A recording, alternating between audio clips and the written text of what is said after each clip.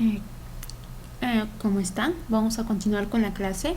Vamos a hablar el día de hoy acerca del metabolismo del glucógeno. Mi nombre es la doctora Nelly Tamayo. Muy bien. Vamos a ver que el glucógeno es un polisacárido de reserva energética de los animales que están formadas por cadenas ramificadas de glucosa, el cual va a ser soluble en agua y en la que forman dispersiones coloidales que abundan en el hígado y también en el músculo. Entonces veremos que el glucógeno es el conjunto o las uniones de varias glucosas, ¿no? En el cuales se van a dar de la siguiente manera. Vamos a ver que el glucógeno es un polímero ramificado formado de residuos de D-glucosa, la cual la unión va a estar dado por enlaces glucosídicos alfa 1,4 a este nivel, y en los puntos de ramificación, cuando se parte, más claro dicho, en los puntos de esta ramificación va a ser por los enlaces alfa 1,6. Muy bien, entonces veremos que el glucógeno es la forma principal de almacenamiento de carbohidratos, que es un polímero altamente ramificado. Se dice que el 1% se va a encontrar a nivel del músculo, ¿no? En el cual la fuente de glucosa se va a dar por medio de la glicólisis, y un 6% en el hígado, ¿no? Donde se va a dar el almacenamiento, el cual va a tener mayor exportación de glucosa. Vamos a comparar las funciones del glucógeno hepático y muscular. El glucógeno hepático, su función principal es mantener la concentración de glucosa en sangre. Además, es utilizado como un combustible para cualquier tejido. El hígado contiene glucosa 6-fosfatasa que desfosforila la glucosa y permite que éste salga a la sangre, ¿no? Y aproximadamente un 10% del peso del hígado, ¿no? Este va, a ser el depósito, y solamente va a durar entre 12 a 24 horas durante el ayuno. El control hormonal va a estar determinado por el glucagón y la adrenalina, que estimulan la glucogenólisis, y la insulina, que estimula la síntesis, ¿no? ¿Por qué va a estimular el glucagón y la glucogenólisis? Para poder llegar finalmente a la glucosa, y así yo puedo tener energía. En cambio, el glucógeno muscular, su función principal va a ser como un combustible de reserva para la contracción muscular. Otra función ninguna, el músculo en sí carece de la glucosa 6-fosfato, es por eso que se da el famoso ciclo de Cori. Depósitos aproximadamente solamente en 1 o 2% de todo el peso del músculo, ¿no? Y el control hormonal, vamos a ver que la adrenalina estimula, en este caso, la glucogenólisis, ¿no? Y la insulina va a estimular la síntesis de glucógeno. Muy bien, entonces vamos a ver que el contenido de glucógeno del hígado va a variar a lo largo del día. Sí, vamos a ver que el glucógeno antes del almuerzo va a ir, ya va a estar bajando, y después de, del almuerzo va a aumentar levemente, luego en la cena, donde va a aumentar mucho más, hasta que, ¿para qué? Para que de esta manera durante toda la noche que nosotros estamos durmiendo podamos tener niveles adecuados, ¿no? Y ya en el desayuno va a estar un nivel bien bajo, el cual necesitamos consumir alimentos. Muy bien, entonces el ayuno, vamos a ver aquí que se da una liberación de glucógeno en el hígado, va a ser desencadenada por los niveles bajos de glucosa en la sangre, ¿no? Después de 12 o 18 horas de ayuno, vamos a ver que el hígado casi va a agotar todas las reservas de glucógeno. La liberación del glucógeno entonces en el hígado es desencadenada por los niveles bajos de glucosa en sangre. Por lo tanto, vamos a ver que en el glucógeno hepático vamos a ver cómo la glucosa 6-fosfato se va a hidrolizar para llevar glucosa, y esta glucosa puede ir hacia la sangre. Entonces, uno de los primeros temas que vamos a ver es la glucogenogénesis, que vendría a ser la síntesis de glucógeno. Todo va a empezar de la siguiente manera. La UDP, o uridindifosfato glucosa, va a ser el precursor de la síntesis de glucógeno.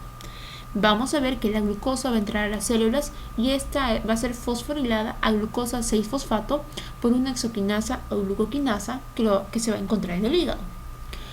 La fosfoglucosmutasa va a convertir entonces la glucosa 6-fosfato a glucosa 1-fosfato, y finalmente esta glucosa 1-fosfato va a reaccionar con la uridintrifosfato formando uridindifosfato glucosa, que va a ser catalizada por la UDP glucosa pirofosforilasa, liberándose un pirofosfato orgánico.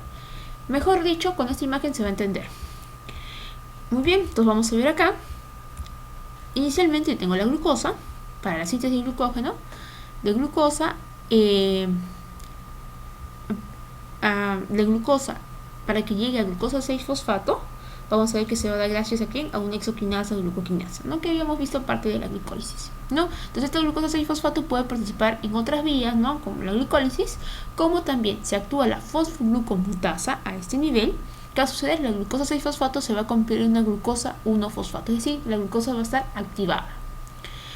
Una vez que he obtenido la glucosa 1-fosfato, va a actuar la siguiente enzima, la UDP glucosa pirofosforilasa, que va a permitir obtener la UDP glucosa. Entonces vamos a ver acá, tengo la glucosa 1-fosfato por medio de la glucosa pirofosforilasa, UDP, va a permitir unión con el uridín trifosfato. De esta manera voy a formar ¿qué cosa? El uridín difosfato de glucosa, ¿no? Liberándose un pirofosfato.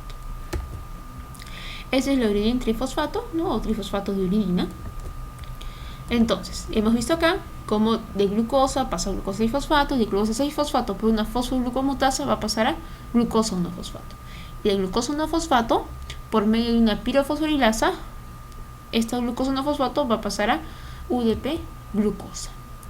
Y de UDP glucosa van a actuar dos enzimas, la glucógeno-sintasa y la enzima ramificante, para finalmente llegar a formar el glucógeno. Entonces, la segunda enzima que va a participar acá, vamos a ver la acción de la glucógeno-sintetasa.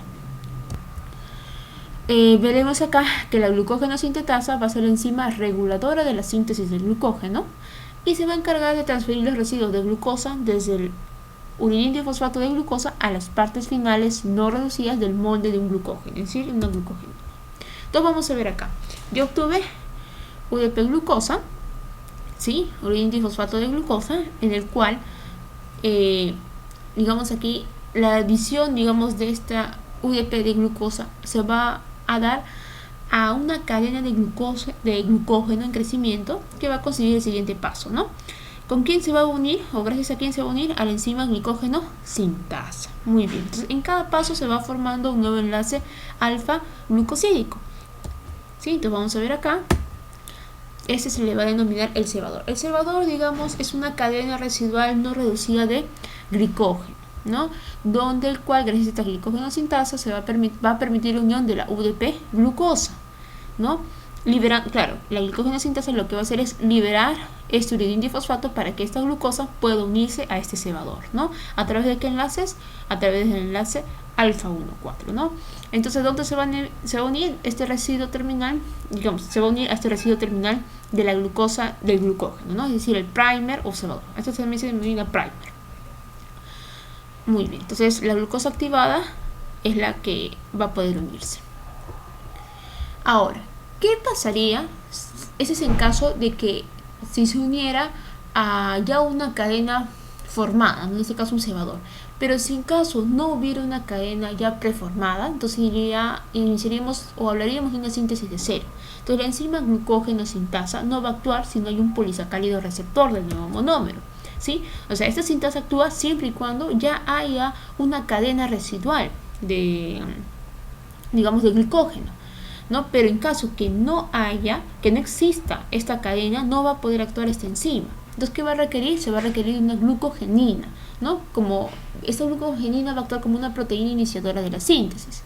Y se produce una unión glucosídica entre el monosacárido y el resto de la tirosina de la glucogenina. En unos momentos vamos a ver en qué consiste. Muy bien. Entonces, vamos a ver acá, la glucogenina va a estar unida a una tirosina. Entonces, yo tengo acá la UDP glucosa, que es la glucosa activada. Esta UDP glucosa va a poder unirse a esta glucogenina por medio de una glucosiltransferasa. Esta glucosiltransferasa me va a ayudar a la formación de este complejo, ¿no? Al complejo glucosa-glicogenina, ¿sí? El cual que a partir de esto va a poder, digamos, unirse las demás glucosas por medio de la sintasa, ¿no? Entonces vamos a ver que la UDP glucosa, un donador de las unidades de la glucosa al extremo no reductor de una cadena de glucógeno, ¿no? Digamos, es lo mínimo, no mínimo deben formarse 4 unidades. Esta glicogenina va a actuar como un catalizador para la adición de glucosa. Entonces, vamos a ver acá. Yo tengo acá la glicogenina que está asociada a la tirosina por medio de una proteína tirosin glucosiltransferasa o también denominada glucogenina, ¿no? Va a poder permitir la unión de esta glicogenina con la UDP glucosa, ¿no? La que había formado previamente. Entonces esta proteína glucogenina es la que se une a la primera molécula de glucosa. Entonces ya tengo esta formación. ¿no? Luego la enzima glicogenina sintasa va a formar un complejo con la glicogenina. Acá la glucógeno sintasa se va a unir con ese ya complejo formado, ¿no? De glicogenina glucosa, ¿no? Entonces, digamos, este complejo va a comenzar entonces a alargar la cadena al unirse a moléculas de UDP glucosa, ¿no? Gracias a que a la ayuda o digamos a la actividad de la glucógeno sintasa, ¿no? Entonces se van a ir formando las cadenas, ¿no? A nivel enlaces glucosídicos alfa 1,4. Luego, ¿qué va a suceder? Luego va a participar tanto, o sea, ese es en el caso de que no haya un observador o un primer, ¿no? Es decir, la UDP glucosa empiece desde cero. Ahora, sea tanto desde una síntesis desde cero o tanto que ya actuó la glucógeno sintasa a un primer ya digamos asociado, la siguiente actividad que se va a dar es a través de una enzima ramificante, ¿no? La amilo alfa 1,4 alfa 1,6 transglucosidasa. Entonces, ¿qué se va a encargar esta enzima? Digamos, vino primero la sintasa y comenzó a formar las uniones alfa 1,4, ¿no? Los enlaces alfa 1,4 a través del primer. Luego viene esta enzima ramificante, en el cual se va a encargar de trasladar una cadena terminal de 1, 6 o 7 residuos de glucosa a un grupo hidroxilo que está situado en la posición 6, ¿sí? En la posición 6 del residuo de la glucosa al interior del polímero, ¿no? Formándose así los enlaces alfa 1, 6. Entonces, lo que se hace generalmente, la enzima ramificante va a hacer es cortar a nivel de un enlace alfa 1,4, generalmente acá, en esta primera ramificación, generalmente deja unos 6 a 7 glucosas, esta cadena, ¿no? 1, 2, 3, 4, 5 y 6, va a dejar como residuos, corta este nivel para que luego forme otra ramificación, ¿sí? En la cadena terminal, ¿para qué? Viene la enzima ramificante, así como cortó, va a enlazar, pero al nivel del carbono número 6, formando el enlace glucosídico alfa 1, 6. Entonces, en eso consiste la gluconeogénesis, ¿no? Entonces, lo que tenemos que recalcar es lo siguiente. ¿Cuáles son los pasos? Entonces, primero teníamos de la glucosa 6-fosfato por una fosfoglucomutasa llegado a glucosa 1-fosfato. Y de glucosa 1-fosfato por un UDP glucosa pirofosforilasa puede formar UDP glucosa que se denomina la glucosa activada. Y finalmente esta UDP glucosa actúa la glucógeno sintasa más una enzima ramificante para finalmente llegar a formar el glucógeno.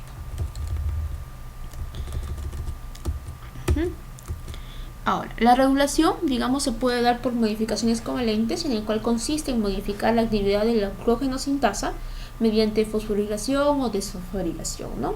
Una sintasa B quiere decir un poco activa o inactivada, o puede ser una sintasa A que se encuentra muy activada o desfosforilada, ¿no? Entonces esta regulación va a estar sometida a un control hormonal.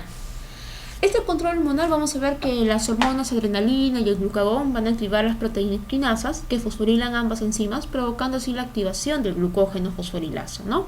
Estimulando la degradación del glucógeno, mientras que la glucógeno sintasa disminuye su actividad, lo que inhibe la síntesis del glucógeno. Veremos también que la hormona insulina va a provocar la desfosforilación de las enzimas. En consecuencia, la glucógeno fosforilasa se va a hacer menos activa y la glucógeno sintasa se va a activar, favoreciendo así la síntesis del glucógeno.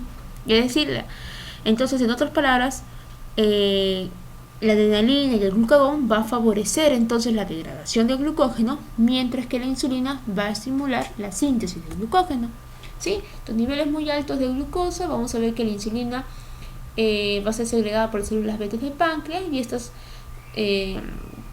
células toman la glucosa de la sangre, ¿no?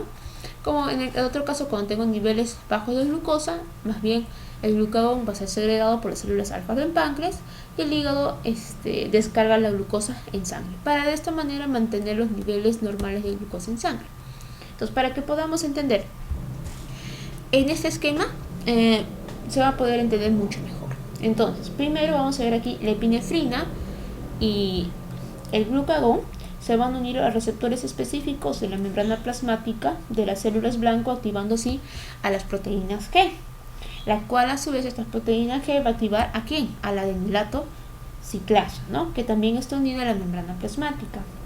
La adenylato ciclasa va a catalizar entonces la formación de AMP cíclico. Va a haber un aumento, ¿no? ¿A partir de qué? Del ATP, ¿no? En este caso, como podemos apreciar acá. Entonces, el incremento del AMP cíclico intracelular va a activar ¿a quién? A una proteína quinasa. La activa de lo que está inactiva va a activar. Y esta proteína quinasa, por una parte, va a fosforilar la fosforilasa quinasa. ¿Sí? Entonces, esta fosforilasa quinasa la va a activar. ¿Sí? Por otra parte, la proteína quinasa a la vez, vamos a ver que fosforila la glucógeno sintasa activa, transformándolo en glucógeno sintasa inactiva, acá, ¿no? Entonces vamos a ver que la proteína quinasa también actúa a ese nivel, ¿no? Lo que hace es inactivar a la glucógeno sintasa, pero también esa proteína quinasa activa a la fosforilasa, quinasa, ¿no? Que esta fosforilasa quinasa al mismo tiempo, ¿a qué va a hacer? Va a activar a la fosforilasa. ¿Qué quiere decir? Al activarse la fosforilasa va a permitir que el glucógeno sea degradado, ¿no? Se dé a la glucogenólisis. Entonces, ese es cuando participa el glucagón y la adrenalina, que es lo que había mencionado, ¿no? En el resumen anterior, cuando les mencionaba que tanto la adrenalina como el glucagón favorecen la degradación del glucógeno, mientras que la insulina va a favorecer la síntesis.